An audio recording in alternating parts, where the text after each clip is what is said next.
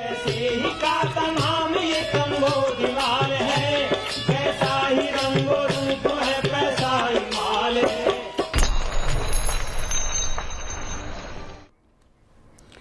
नमस्कार, मैं हूं शुभम शंकरधर। आप देख रहे हैं मनी 9। स्वागत है आपका मनी सेंट्रल में। मेरे साथ स्टूडियो में मनी 9 के एडिटर अंशुमान तिवारी जी जुड़ गए हैं। सर, बहुत स्वागत है आपका। अंशुमान जी से चर्चा शुरू करें उससे पहले आपको दिखाते हैं ऑन द शो, जिसमें आपको पता चलेगा आज कौन सी खबरें शामिल हैं इस शो में विश्लेषण के लिए, चर्चा के लिए। शुरुआत गेहूं की खबर के साथ। सरकार ने की और सख्ती, स्टॉक लिमिट को और कम किया। बाजार में आपूर्ति बढ़ाने की कोशिश, लेकिन क्या इससे कीमतें घटेंगी गेहूं की? ये जानेंगे आज की पहली खबर में। सभी स्मार्टफोन में आएगा इंडिया का नेविगेशन सिस्टम। अभी कौन सा सिस्टम होता है? जीपीएस। उसकी जगह इंडिया का नेव आईसी नाम का एक नेविगेशन सिस्टम आएगा। क्यों आ रहा है ये? कहां से शुरुआत हुई? इस पर चर्चा करेंगे। क्या सस्ती होगी एंट्री लेवल टू व्हीलर्स की कंपनी घटाने के लिए फाडा ने सरकार से एक अपील की है, एक गुहार लगाई है कि भैया जीएसटी घटा दीजिए। क्या ये गुहार मानी जाएगी इस समय? क्योंकि इस समय बड़ा क्रूशियल है, चुनावी साल है। क्या सरकार की जेब अलाउ करेगी? इस पर चर्चा करेंगे।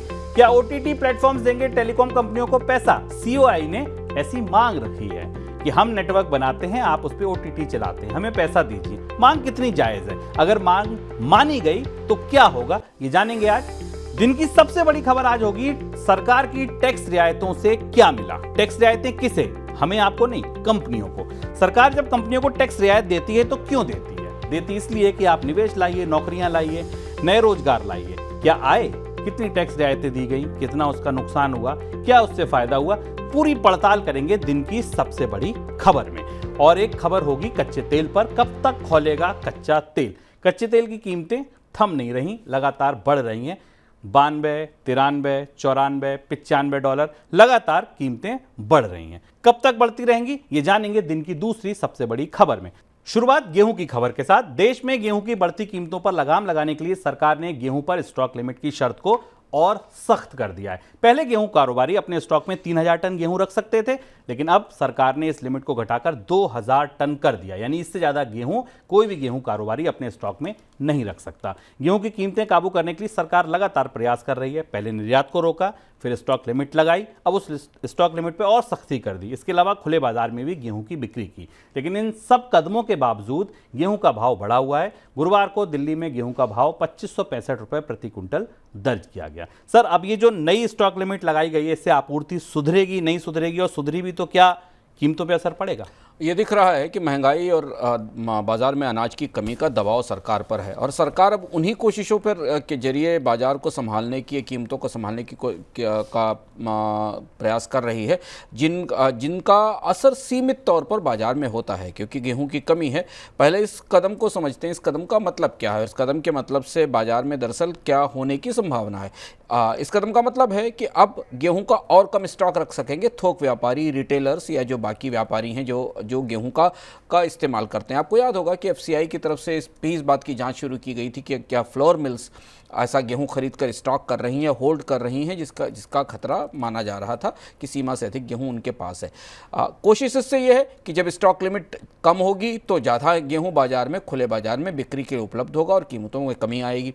कीमतें लगातार गेहूं की बढ़ रही हैं। जो ताज़े आंकड़े उस हिसाब से गेहूं की कीमतें पिछले एक महीने में ही करीब 2% से 3% तक ज़्यादा बढ़ चुकी हैं। ऐसी स्थिति में दो पहलू दिखाई देते हैं। एक तो ये कि थोड़ी बाजार में आपूर्ति ज़रूर बेहतर होगी, लेकिन उस आपूर्ति बेहतर होने से कीमतों पर शायद कम असर पड़ेगा। दूसरा बड़ा असर ये हो सकता है कि स्टॉक लिमिट कम होने के बाद कंपनियों को, जो कि फूड प्रोडक्ट बनाती हैं, उनकी चुनौतियां थोड़ी ज़्यादा बढ़ जाएं और उन्हें लागत बढ़ाने का या उनके उत्पादों की कीमतें बढ़ने का दबाव भी पैदा हो जाए, क्योंकि वो अपने भविष्य के आकलनों के हिसाब से गेहूं का स्टॉक करती हैं। लेकिन फिलहाल सरकार के पास और कोई विकल्प नहीं कि स्टॉक लिमिट की सीमा के साथ ही थोड़ा सा प्ले करके बाजार में गेहूँ की आपूर्ति बढ़ा सके। अभी तक गेहूँ की आयात पर खुलकर कोई फैसला नहीं हुआ है। बिल्कुल। गेहूं के बाद एक अपडेट दालों का। दालों की कीमतों में लंबी तेजी के बाद अब कुछ ठहराव नजर आ रहा है। कुछ एक दलहन की कीमतों में नरमी भी आई है। प्रमुख दलहन उत्पादक राज्यों में सितंबर के दौरान मानसून की बरसात लौटने की वजह से दालों के आयात की संभावना से कीमतों में ये ठहराव आया है। आयात बढ़ने की संभावना भी है। दूसरा बारिश भी हो गई है तो उससे उम्मीद है कि फसल सुधरेगी, तो इसलिए अब ये कीमतों में ठहराव देखा जा रहा है। गुरुवार को दिल्ली में चने का दाल का भाव जो था 88 रुपये, मूंग की दाल का भाव 110 रुपये और मसूर का भाव 93 रुपये, अरहर की दाल अभी भी 168 रुपये प्रति किलो बिक रही है।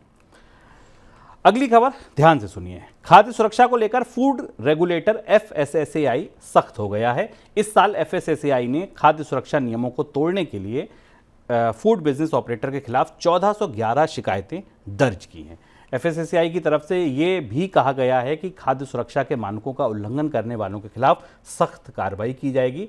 इस साल पैक्ड फूड, मसाले, दूध, अचार, चिप्स बनाने वाली कंपनियों ने से खाद्य सुरक्षा की जांच के सैंपल इकट्ठे किए गए हैं। सर, इस समय ये कार्यवाही कितनी महत्वपूर्ण है? कार्रवाई तो लंबे समय से चल रही, पर यह दिखता है कि त्योहारों से पहले आमतौर पर फूड स्टैंडर्ड्स को लेकर थोड़ी सक्रियता ज़्यादा दिखाई देती है। पर ये जो कार्रवाई जिन 1411 कंपनियों के खिलाफ या फूड ऑपरेटर्स के खिलाफ हुई, उसमें उत्पादों का चयन महत्वपूर्ण है। वो हमारे लिए जानना ज़रूरी है और आपके लिए जानना ज़रूरी है कि अगर आप बाज़ार से सामान खरीद रहे हैं तो इनकी क्वालिटी पर बेहद ध्यान रखें। इसमें मिल्क प्रोडक्ट्स हैं और दूध है, दूध से बने हुए उत्पाद हैं, जहां FSSAI को मानकों का पालन नहीं होता मिला है। FSSAI जो कि भारत में फूड सेफ्टी और स्टैंडर्ड्स अथॉरिटी है जो निर्धारित करती। दूसरा महत्वपूर्ण हिस्सा स्पाइसेस का है जो मिलावट के लिए कुख्यात हैं। भारत में मसालों में मिलावट पकड़ी गई है। पैकेज ड्रिंकिंग वाटर एक बड़ी चुनौती है, उसकी क्वालिटी बड़ी चुनौती है। भारत के बहुत सारे इलाकों में अब केवल पैकेज ड्रिंकिंग वाटर ही मिलता है ट्रैवल के समय, बाकी जगह क्या उसकी गुणवत्ता वैसी होती है जैसी कही जाती है? ये तीसरा महत्वपूर्ण बिंदु है जो दिखता है जहां पर मिलावट और स्वास्थ्य संबंधी खतरे दिखाई दे रहे हैं। न्यूट्रिशनल प्रोडक्ट जो बनाए जा रहे हैं उनमें भी गुणवत्ता की समस्या है। इसके अलावा सॉसेस, पिकल्स, चिप्स, जागरी, ये और कैटेगरीज़ हैं जिन कैटेगरीज़ में FSSAI को मिलावट मिली है, खतरा मिला है और यहीं से वो सैंपल उठाए गए हैं जिन 1411 मामलों में शिकायतें दर्ज की। तो इस त्यौहार के दौरान या बाजार में आप ध्यान रखें कि आपके पास बेहतर और सही ब्रांड का प्रोडक्ट ही उपलब्ध हो। एप्पल ने अपने नए आईफोन 15 मॉडल को इंडिया के नेविगेशन सिस्टम से लैस किया, यानी अब आईफोन 15 में इसको भारतीय उपग्रह जो हैं, इसरो के जो उपग्रह हैं, उनसे संचालित होने वाले नेविगेशन सिस्टम भी होंगे। ये मोबाइल में GPS की तरह काम करेगा। दिसंबर 2025 तक सभी कंपनियों को भारतीय नेविगेशन सिस्टम नेव IC को अपने मोबाइल में जगह देनी होगी। सरकार की तरफ से ये स्पष्ट किया गया है। सर, ये क्यों किया जा रहा है? ये बेहद महत्वपूर्ण संवेदनशील खबर है। हालांकि इसके पीछे की बात अभी स्पष्ट रूप से लोगों को नहीं पता है। सरकार को अब मोबाइल कंपनियों से कहना पड़ा कि उन्हें भारत के नेविगेशन सिस्टम का या भारत का जो GPRS सिस्टम है नेव IC, इसका इस्तेमाल करें जो कि इसरो ने लॉन्च किया है। अभी भारत में जिस GPRS सिस्टम का इस्तेमाल हो रहा है वो दुनिया के अंतर्राष्ट्रीय GPRS सेटेलाइट से होता है। इसमें कई जगह चीन के सेटेलाइट्स भी हैं। ये माना जा रहा है कि भारत में बिकने वाले जो चीन के फ़ोन हैं उनमें तो स्पेसिफिकली चीन के सेटेलाइट सिस्टम इस्तेमाल किए जा रहे हैं क्योंकि उनके सॉफ्टवेयर चीन के सेटेलाइट से जुड़े हुए हैं। ये पूरा मामला, ये जो पूरा बाजार है लोअर अर्थ सेटेलाइट और लोअर अर्थ ऑर्बिट सेटेलाइट्स का, इस बाजार में भारत को अब अपने लिए नई चुनौती दिखाई दे रही है। अभी हाल में भी आपने इन खबरों को सुना होगा कि जो एलन मस्क की कंपनी है स्टारलिंक, जो दुनिया में सबसे बड़ा नेटवर्क चलाती है LEO सेटेलाइट का, उसे भी भारत में बीम करने की या उसे भी भारत में संचालन करने की इजाज़त मिलने की संभावना है। ऐसी स्थिति में सरकार को लग रहा है कि उसे अपने नेविगेशनल सिस्टम को पहले आगे रखना चाहिए क्योंकि इसमें सिक्योरिटी के बड़े इशू उपलब्ध हैं और प्रायोगिक तौर पर इससे जो एप्पल का नया फ़ोन आया है आईफोन 15, इसमें लागू में लगाया जा रहा है। अन्य कंपनियों से भी ये बात कही जाएगी कि वो भारत के GPRS सिस्टम का इस्तेमाल करें। देश में ऑटो डीलर के संगठन फाडा ने सरकार से एंट्री लेवल टू व्हीलर्स पर GST घटाने की मांग की है। फाडा के प्रतिनिधि मंडल ने सरकार से डिमांड की है कि कम कीमत वाले टू व्हीलर पर GST की दर को 28 से घटाकर 18% किया जाए। फाडा ने कहा है कि सस्ते टू व्हीलर की बिक्री अभी भी उस स्तर पर नहीं पहुंची जिस स्तर पर कोरोना काल से पहले हुआ करती थी। कोरोना के बाद अन्य गाड़ियां तो बिक रही हैं लेकिन एंट्री लेवल के जो टू व्हीलर्स हैं उनकी बिक्री में ग्रोथ नहीं दिख रही है। सरकार इस मांग पर इस समय विचार कर सकती है। मांग ये पिछले करीब 1-1.5 साल से की जा रही है। अगर आप ध्यान से देखें कि कोविड के बाद जो ऑटोमोबाइल सेक्टर में रिकवरी आई उसमें बाइक सेगमेंट को छोड़ें, कार सेगमेंट के बारे में तो हम बार बार बात कर चुके हैं, बता चुके हैं कि कार सेगमेंट पूरी तरह के शेप की रिकवरी में है, जहां महंगी कारें ही बिक रही, सस्ती कारें नहीं बिक रही। पर बाइक का बाजार जो कि ग्रामीण इलाकों में और उपनगरीय इलाकों में, कस्बाई इलाकों का सबसे बड़ा बाजार हुआ करता था और दरअसल भारत की जो ऑटोमोबाइल सक्सेस स्टोरी थी वो टू व्हीलर थी। उस स्टोरी का पूरा मजमून ही बदल निकल गया है। और उसमें सबसे बड़ी वजह यह है कि अब एंट्री लेवल बाइक्स की भी कीमत 1 लाख रुपए से ऊपर निकल गई है और उसमें एक बड़ा फैक्टर टैक्सेशन का है। फाडा का या डीलर्स का यह कहना है कि करीब 6% 7% की ग्रोथ दिखाई दे रही है इस मार्केट में, और इसको अगर रिकवर करना है तो सरकार को इसमें ड्यूटी घटाकर 28 से 18% करनी चाहिए। ऐसी स्थिति में जबकि सब्सिडी का बोझ बढ़ा हुआ है, राज्य सरकारों के कंपनसेशन बंद हो चुके हैं, सरकार इस मांग को कितना मानेगी ये देखना होगा। फिलहाल तो जीएसटी काउंसिल ने इस तरीके के कोई संकेत नहीं दिए हैं कि ऑटोमोबाइल पर जीएसटी में कमी की जाएगी, लेकिन ये मामला इसलिए पेचीदा है कि अगर एंट्री लेवल बाइक्स या टू व्हीलर सस्ते नहीं हुए तो ये बाजार धीमे धीमे फिर पूरी तरह सूख जाएगा, क्योंकि यहाँ पर लोगों की क्रय शक्ति या परचेजिंग पावर है ही नहीं इतनी महंगी बाइक खरीदने की जिनके लिए बनाई जा रही हैं। टेलीकॉम कंपनियों के संगठन cellular operator association of India यानी COAI ने कहा है कि देश में चल रहे OTT प्लेटफॉर्म्स को अपनी कमाई का कुछ हिस्सा टेलीकॉम कंपनियों के साथ साझा करने की जरूरत है। COAI का तर्क है कि OTT सेवा ठीक ढंग से तभी चलती है जब टेलीकॉम कंपनी की तरफ से बेहतर नेटवर्क उपलब्ध कराया जाता है। इसके लिए टेलीकॉम कंपनियों को इंफ्रास्ट्रक्चर पर खर्च करना पड़ता है। बेहतर नेटवर्क का लाभ उठाकर OTT प्लेटफॉर्म अपनी कमाई बढ़ा रहे हैं, लेकिन उस कमाई का कोई हिस्सा वे टेलीकॉम कंपनियों के साथ साझा नहीं कर रहे हैं। सर, ये मांग जायज़ है?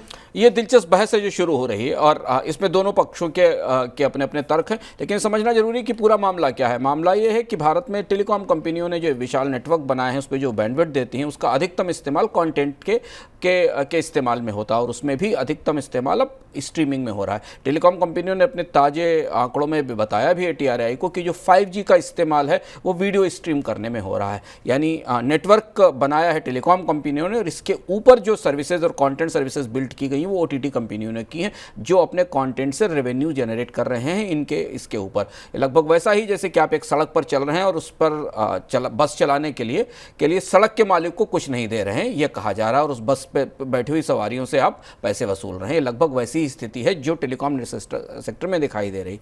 अब टेलीकॉम कंपनियां नया प्रपोजल लेकर आई हैं जिसमें वो चाहती हैं कि उन्हें इस राजस्व में भागीदारी मिले। TRAI ने अभी तक इसमें कोई स्पष्ट रूप से अपना रुख स्पष्ट नहीं किया है, लेकिन इस बात की संभावना है कि जब भी ये मामला का विचार विमर्श के लिए जाएगा तो शायद टेलीकॉम कंपनियां OTT ऑपरेटर्स पर एक फ़ीस लगाने की या नेटवर्क यूसेज फ़ीस लगाने की बात ज़रूर करेंगी, क्योंकि इसी तरह से एक नए किस्म का रेवेन्यू शेयरिंग मॉडल डेवलप होगा ऐसा लग रहा है। सर, अगर ये मांग मानी जाती है, मान लीजिए, तब क्या असर होगा इसका? एक तो ये कि टेलीकॉम कंपनियां अपने बिल्स में बढ़ोतरी करेंगी OTT के इस्तेमाल के ऊपर, या फिर OTT कंपनियों को अपने ग्राहकों से एक नेटवर्क यूसेज चार्ज लगाना पड़ेगा। दोनों ही परिस्थितियों में जो OTT का इस्तेमाल करने वाले लोग हैं उन्हें थोड़ा ज़्यादा पैसा देना पड़ सकता है। आगे बढ़ते हैं दिन की सबसे बड़ी खबरों पर।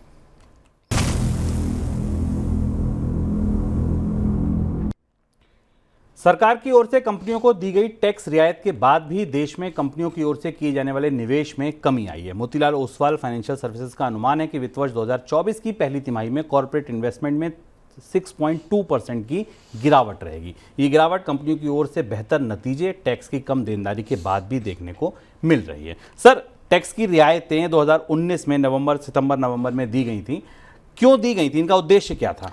2019 का सबसे बड़ा फैसला था और भारत ने अपने यहाँ एक मुश्त कॉर्पोरेट टैक्स की दर में रिकॉर्ड कमी की थी, और रिकॉर्ड कमी के साथ भारत 20% के आसपास 22% के आसपास की कॉर्पोरेट टैक्स की प्रतिस्पर्धात्मक दर में पहुंच गया था। वो कोविड से पहले का साल था और तब सबसे बड़ी सुर्खियां सरकार की तरफ से आई थी कि भारत दुनिया में कॉर्पोरेट्स के लिए निवेश के लिए टैक्स की दृष्टि से सबसे आकर्षक देश भी हो गया है, और इससे करीब 1 से 1.5 लाख करोड़ रुपए के आसपास के टैक्स लॉस का एस्टीमेट उसी साल किया गया था जिस साल किया गया था। उद्देश्य था, सरकारें चाहती थी कि प्राइवेट कंपनियों का कैपेक्स बढ़े।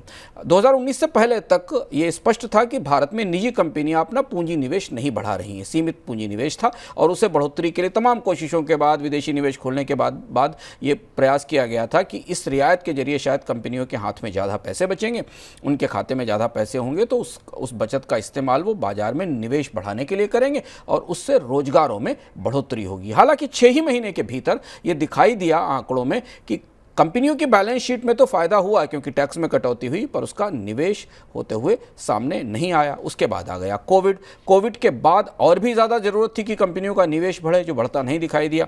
अगर आप याद करें कि पिछले 5-6 महीनों में 3-4 बार वित्त मंत्री को अलग अलग मंचों से संकेतों के तौर पर कहना पड़ा है कि हमारी वो एनिमल स्पिरिट कहाँ गई, उद्योगों ने अपना पैसा निवेश करना क्यों बंद कर दिया, अब तो बहुत हाई टाइम है कि कैपेक्स बढ़ाया जाए। ये सब चीज़ें दरअसल उद्योगों को ये याद दिलाने के लिए कही जा रही थी कि आपको इतनी बड़ी रियायत दी गई है, उसके बाद भी आप निवेश करें, पर वो निवेश नहीं आया, ये रिपोर्ट बताती है। क्या नुकसान कितना हुआ सर सरकार को ये रियायत देने के बाद टैक्स में? अप्रैल से जुलाई तक का इस साल का आंकड़ा अगर आप देखें तो कॉर्पोरेट टैक्स का कलेक्शन करीब 10.4% गिर गया, जो इस कटौती की वजह माना जा रहा है। जो नुकसान अगर आप एग्जैक्टली देखें तो 1.76 लाख करोड़ रुपए का, 1.76 ट्रिलियन रुपीस के आसपास का है। कॉर्पोरेट टैक्स में गिरावट ये बताती है कि जो टैक्स में कटौती की है, जो रियायत दी गई थी कंपनियों को, वो सीधे सरकार के कॉर्पोरेट टैक्स में कमी के तौर पर सामने आई, लेकिन उसका असर हमें निवेश में या रोजगार में या नौकरियों में के तौर पर नहीं दिखाई दिया। और ये स्थिति हमें पिछले साल भी दिखाई दी थी सरकार के कर संग्रह में, और पिछले साल का मामला तो और भी महत्वपूर्ण है शुभम, कि पिछले 2 साल में कंपनियों के मुनाफों में रिकॉर्ड बढ़ोतरी हुई, क्योंकि कोविड के दौरान उनके खर्चे कम हुए थे, नौकरियों में छटनी हुई थी, प्रोडक्शन फैसिलिटीज़ को ठीक किया गया था, ब्याज दरों में कमी हुई थी, कोविड की इकॉनमी के दौरान, प्रमोशन के दौरान जो पैसा दिया गया था, और आरबीआई ने ब्याज दरों में कटौती की थी। इस सब का फ़ायदा कंपनियों की बैलेंस शीट को बेहतर करने में हुआ था। और आपको याद होगा, अगर आप रेगुलर मनी 9 इकोनॉमिक हम देख रहे हैं, हमने विस्तार से इस पर चर्चा की थी कि कोविड के 2 साल में भारतीय कंपनियों के मुनाफे रिकॉर्ड स्तर पर बढ़े थे। उस बढ़ोतरी में एक बड़ा योगदान कॉर्पोरेट टैक्स में कटौती का भी था। सर निवेश आया क्यों नहीं फिर? अगर ठीक है कटौती की गई, कंपनियों को मुनाफे भी हुए, पैसा भी कमाया, खर्चे भी कम किए, निवेश किया क्यों नहीं? अब यहाँ ये गुत्थी है जिसका सवाल का जवाब सरकार दे सकती है, या हो सकता है अगर आर्थिक सर्वेक्षण में आर्थिक सलाहकार अगली बार ये बताना चाहें इस मामले में जो तैयार हो रहा होगा, कि बताएं कि आखिर भारत में निवेश बढ़ाने के लिए टैक्स रियायत ज़्यादा जरूरी है या मांग ज़्यादा जरूरी है। क्योंकि अगर आप पिछले रिकॉर्ड के तौर पर देखें शुभम, तो जब भारत में कॉर्पोरेट टैक्स की दर 35% और 30% से ऊपर थी, तब भारत में रिकॉर्ड निवेश आया था। यानी कॉर्पोरेट टैक्स की दरें ऊंची होने के बाद भी कंपनियों ने निवेश किया था, क्योंकि तब बाजार में डिमांड बहुत अच्छी थी, मांग बहुत अच्छी थी, उपभोक्ता खपत बढ़ी थी। सरकार ने एक दूसरा तरीका बदला, उपभोक्ताओं को ज्यादा रियायत देने के बजाय कंपनियों को ज्यादा रियायत दी गई। और इसके बदले अगर आप पूरा स्ट्रक्चर समझने की कोशिश करें तो कंपनियों को जो टैक्स में जितनी रियायत दी गई, उतनी ही बढ़ोतरी इनडायरेक्ट टैक्स में आम उपभोक्ताओं पर कर दी गई, चाहे वो जीएसटी माने या पेट्रोल डीजल की कमी माने। और इसलिए भारत में कंपनियों से मिलने वाले टैक्स और आम लोगों से मिलने वाले टैक्स का संतुलन भी बदल गया। भारत में अधिकांश टैक्स पहले कंपनियां देती थी, अब उसका एक बड़ा हिस्सा आम लोग अपनी खपत पर देने लगे, कंपनियों की कमाई पर लगने वाला टैक्स कम हो गया। इस सूत्र के जरिए, इस फार्मूले के जरिए ये कोशिश की गई कि बाजार में नया निवेश आए, पर ऐसा नहीं हुआ। तो क्या इससे ये साबित होता है कि बाजार में मांग सबसे बड़ा ड्राइवर है? टैक्स रियायत न भी दी जाए तब भी अगर बाजार में डिमांड होगी, अच्छी डिमांड होगी, तो शायद बेहतर निवेश आएगा या निवेश की संभावना बनती दिखाई देगी। कम से कम ये मुहिम, कॉर्पोरेट टैक्स में इतनी बड़ी कमी की मुहिम तो इस तरफ इशारा कर रही कि अगर डिमांड नहीं है तो कंपनियों को आप कितनी भी रियायतें दे दीजिए, उनकी जेब से निवेश के लिए, नई मशीनें, नई फैक्ट्री लगाने के लिए पैसा बाहर नहीं आएगा। नई तरीके की स्टडी करने की जरूरत है। आपको लगता है कि टैक्स रियायतों से सीधे जॉब कितनी मिलती है, इस तरीके की कोई चीजें लेकर आई जाएं? हाँ, अब जॉब का दूसरा पहलू है। भारत में अभी इस तरीके की कोई पैमाइश नहीं है कि कंपनियों को जितनी रियायतें दी जाती हैं उसके बदले कितने रोजगार सृजित होते हैं, कितना एम्प्लॉयमेंट जनरेशन होता है। ना सरकार किसी तरीके का एम्प्लॉयमेंट ऑडिट जैसी परिस्थिति करती है कंपनियों को टैक्स रियायतों के बदले, जबकि टैक्स रियायतें देते हुए कहा जाता है कि टैक्स रियायतें इसलिए दी जा रही हैं कि पूंजी आएगी और पूंजी से रोजगार बढ़ेंगे। तो अगर आप सीधे समझने की कोशिश करें तो सरकार को कम से कम तो जानने की कोशिश करनी चाहिए कि वो कंपनियों को टैक्स रियायत दे रही है, उसके बदले कितने रोजगार आ रहे हैं, और उस टैक्स रियायत की भरपाई के लिए सरकार इनडायरेक्ट टैक्सेस बढ़ा रही है या बाकी आम करदाताओं पर जो टैक्स का बोझ बढ़ा रही, उसके बदले कितना लाभ हो रहा है। ये पूरा हिसाब नए सिरे से शायद करने की जरूरत है। इस रिपोर्ट के हिसाब से भी हमें माना जा सकता है, और पिछले 2-3 साल में अलग अलग जगह से इस बात के संकेत सरकार के आंकड़ों से भी मिले हैं कि कॉर्पोरेट कंपनियों को दी जाने वाली टैक्स रियायतों का सीधा टेंजिबल फायदा सही ढंग से एस्टिमेट नहीं हो पाता है। भारतीय ऑयल कंपनियों का काफ़ी सारा पैसा रूस में फंसा है। रूस में फंसे होने की वजह यह है कि रूस में जो इन कंपनियों की ब्रांचेस थी, वहाँ से इनको जो कमाई हुई डिविडेंड के रूप में, वो पैसा अब करीब $60 करोड़ का भारतीय कंपनियों का रूस में फंसा है। इसको निकालने के लिए सरकार कई तरीके के प्रयास कर रही है, कंपनियां इनसे गुहार लगा रही है। सर, कैसे निकल सकता है ये पैसा? रशिया के अकाउंट्स में भारतीय तेल कंपनियों का पैसा फंसा हुआ है। भारतीय तेल कंपनियां वहां से कच्चे तेल का आयात भी करती थी। ओएनजीसी जैसी कंपनियों का सखालिन जैसी प्रमुख परियोजनाओं में हिस्सेदारी भी थी, जिसको ऑयल इक्विटी भी कहा जाता है। अब ये पैसा निकलना मुश्किल है क्योंकि रूस प्रतिबंध में है, डॉलर में वो भुगतान हो नहीं सकता, रूबल का कोई इस्तेमाल नहीं है। करेंसी सबसे बड़ी दुविधा है इस बीच में कि किस करेंसी में या किस तरह उस पैसे को निकाला जाए। कोशिश ये की जा रही है कि भारत से जो रूस को भुगतान किया जा रहा है उसके बदले इसे कहीं एडजस्ट करने की कोशिश की जाए या लोन लिया जाए, लेकिन अभी फिलहाल कंपनियों को कोई रास्ता मिलता नहीं दिखाई दे रहा है। कानूनी तौर पर भी भारत की कंपनियां इस पैसे को हासिल करने की कोशिश कर रही हैं। इसी से तार जुड़े हैं कच्चे तेल के। यहाँ क्या हो रहा है, दिन की दूसरी सबसे बड़ी खबर में समझिए। अमेरिकी डॉलर में तेजी के बावजूद विदेशी बाजार में कच्चे तेल का भाव लगातार बढ़ रहा है। ब्रेंट क्रूड की कीमतें $95 प्रति बैरल के करीब पहुंच गई हैं, जो 10 महीने का नया ऊपरी स्तर है। चीन में रिकवरी की उम्मीद, ओपेक देशों की तरफ से तेल उत्पादन में कटौती की वजह से कच्चे तेल का भाव मजबूत है। डॉलर में मजबूती के बाद भी ये लगातार बढ़ रहा है। इस बीच डॉलर इंडेक्स करीब 6 महीने की ऊंचाई पर पहुंच गया है। गुरुवार को इंडेक्स ने 105.43 का ऊपरी स्तर छुआ है। मजबूत डॉलर की वजह से विदेशी बाजार में सोने और चांदी की कीमतों में दबाव जरूर देखने को मिला है। सर, अब ये तेजी कहां तक ले जा सकती है? क्या नया आंकड़ा दिखा सकती है क्रूड की तेजी? तेल के बाजार में आज कई परस्पर अंतर विरोधी रुख दिखाई दिए। डॉलर इंडेक्स 105 पर पहुंचने के बाद भी कच्चा तेल कमजोर नहीं हुआ, यानी जो बात हम आप लोग को लगातार बता रहे हैं कि बाजार में सप्लाई अब तेल उत्पादक देशों ने पूरी तरह अपने नियंत्रण में ले ली है। यानी कोई भी दूसरा फैक्टर बाजार में कच्चे तेल की कीमतों को कम करने में मदद नहीं कर रहा है, और इसलिए अमेरिका में WTI $90 से ऊपर निकल गया। और अमेरिका की अर्थव्यवस्था के लिए बड़ी चुनौती है $90 से ऊपर पहुंचना WTI का, जो उनका प्रमुख ऑयल सूचकांक है। क्रूड ब्रेंट क्रूड जो कि भारत और बाकी एशियाई अर्थव्यवस्थाओं पर जिसको कीमतें प्रभावित करती हैं, वो $94 के आसपास हुआ। इसके साथ ये भी हुआ कि चीन से की जो रिफाइनिंग कंपनियां, उनकी मांग बढ़ने वाली है। इस खबर ने भी बाजार को थोड़ा सपोर्ट किया कीमतें ऊपर जाने की स्थिति में।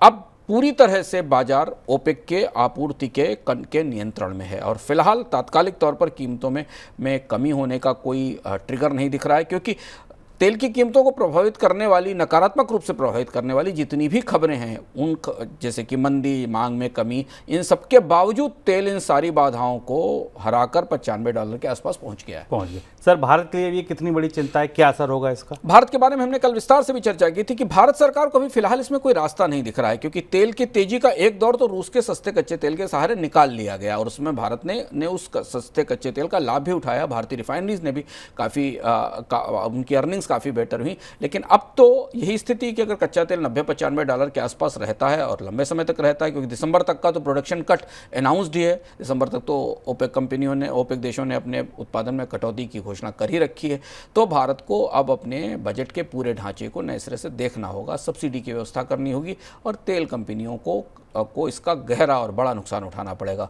और फिलहाल कच्चे तेल की कीमतों में कोई कमी मीडियम टर्म में नहीं दिखती, अगले चुनाव तक नहीं दिखती, तो तेल की कीमतों में बढ़ोतरी में कमी की संभावना भी अब उसी तरह से कम होती जा रही है, क्योंकि अब सरकार की कोशिश पेट्रोल डीजल को सस्ता करने के बजाय पेट्रोल डीजल में बढ़ोतरी और रोकने की होगी। तो हमें उम्मीद कर सकते हैं कि अगर सरकारें कोई बड़ा सब्सिडी का दांव नहीं लगाती तो पेट्रोल डीजल की कीमतों में कोई कमी होने की गुंजाइश नहीं दिखती है, जो कि अभी तेल कंपनियों की बैलेंस शीट जैसा हमें बता रही है।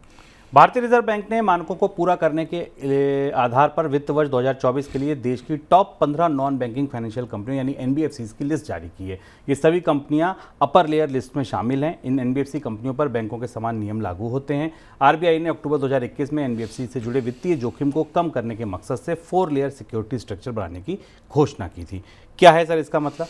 रिजर्व बैंक ने जब आपको याद होगा जब दीवान हाउसिंग फाइनेंस और NBFC और IL&FS का स्कैम हुआ था, उसके बाद भारत के NBFC स्पेस में बड़ा पुनर्गठन हुआ था। रिजर्व बैंक ने काफ़ी सारे नियम बदले थे और निर्धारित किया था कि बड़ी NBFCs को अलग किया जाए और छोटी NBFCs को सीमित किया जाए। उसका असर 1 साल में दिखाई दिया कि छोटी NBFCs धीमे धीमे बंद हो गई, उनका कामकाज बंद हो गया, और अब 15 NBFCs निकल कर सामने आई हैं, जो सबसे बड़ी नॉन बैंकिंग फिनांस कंपनियां हैं, जिनके पास अब पर्याप्त क्षमता है जो बाजार में किसी उठापटक को संभाल सकती है। इन कंपनियों में LIC हाउसिंग फाइनेंस है, बजाज फाइनेंस है, श्रीराम फाइनेंस है, टाटा सन्स है, चोलामंडलम है और इन्हें अपर लेवल पे यानी NBFC UL की लेयर में डाला गया है। इन कंपनियों में इसके अलावा कुछ कंपनियां और भी हैं। इन कंपनियों के ऊपर अब बेहद सख्त नियम लागू होंगे और इन्हें बैंक तो नहीं लेकिन बैंकों के बराबर नियमों का पालन करना पड़ेगा।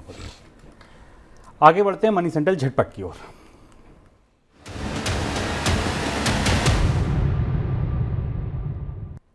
केंद्रीय ऊर्जा मंत्री RK सिंह का कहना है कि देश में जिस रफ्तार से बिजली की मांग बढ़ रही है उस रफ्तार से कोयले की सप्लाई नहीं हो रही है। उन्होंने कहा कि कोयले की कम सप्लाई की वजह से बिजली की मांग को पूरा करने के लिए देश में कोयला आयात करना पड़ेगा। इस साल की शुरुआत में पावर प्लांट के पास करीब 3.4 करोड़ टन कोयले का स्टॉक था, जो घटकर 2.55 करोड़ टन रह गया है। स्टॉक में ये गिरावट आयातित कोयले की ब्लेंडिंग के बावजूद आई है। यूरोप के सेंट्रल बैंक ने ब्याज दरों में एक बार फिर से बढ़ोतरी की है। ब्याज दरों में 25 बेसिस पॉइंट की बढ़ोतरी की गई है। नीतिगत दर अब यूरोप में 4% पर है। बैंक ने एक कदम ऐसे समय में उठाया जब ऐसी आशंका जताई जा रही है कि कर्ज की ऊंची लागत से अर्थव्यवस्था मंदी की गिरफ्त में भी जा सकती है। ब्याज दरों में ये बढ़ोतरी ऐसे समय में भी की गई है जब अमेरिकी फेडरल बैंक सहित दुनिया भर के केंद्रीय बैंक ये आकलन करने की कोशिश कर रहे हैं कि महंगाई रोकने के लिए ब्याज दरों को कब तक बढ़ाया जाए। दुनिया की दिग्गज कंपनी गूगल ने छटनी का नया दौर शुरू किया है। कंपनी से सैकड़ों लोगों की नौकरी जा रही है। बुधवार को कंपनी ने HR डिपार्टमेंट के लोगों को नौकरी से निकाला। इससे पहले भी गूगल HR डिपार्टमेंट से छटनी कर चुका है। एक समय में गूगल ने इस डिपार्टमेंट में 3000 लोगों को रखा हुआ था। 3000 लोग नौकरी करते थे। अब लगातार यहाँ से कमी की जा रही है। आपको ध्यान होगा जनवरी में भी गूगल ने 12000 लोगों को नौकरियों से निकालने का ऐलान किया था, जो वर्कफोर्स का 6% था। अमेरिका में 3 बड़ी ऑटो कंपनियों के मजदूरों ने हड़ताल शुरू कर दी है। जनरल मोटर्स, फोर्ड और स्टेडलाइटिक्स के करीब 10,000 मजदूर हड़ताल पर चले गए हैं। अमेरिका की यूनाइटेड ऑटो वर्कर्स यूनियन का कहना है कि कई मजदूरों के जॉब कॉन्ट्रैक्ट खत्म होने के बाद मजदूरों ने हड़ताल शुरू कर दी है। सर, कोई टिप्पणी आपकी?